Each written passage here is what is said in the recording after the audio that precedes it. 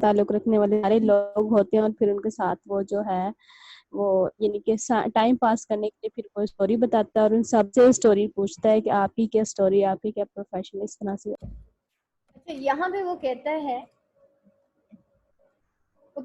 Our sostenuto rendering of Chaucer, यानी कि हमारी जो परफॉर्मिंग ऑफ चौसर थी has already been perpetual, that was successful, what followed my attention to full had to bag into oblivion. और what followed यानी कि जो what followed यानी कि ऐसे कमेंट्स जिन्होंने हमें बहुत ज़्यादा इरिटेट किया, हॉस्टाइल कमेंट्स की वो बात कर रहा है। My attention to full had to go into oblivion, यानी कि जो कि मेरी अटेंशन जो है उन कमेंट्स की तरफ जा रही थी जो कि बहुत ज़्यादा पंजेंट थे, तो हॉस्टाइल कमेंट्स थे।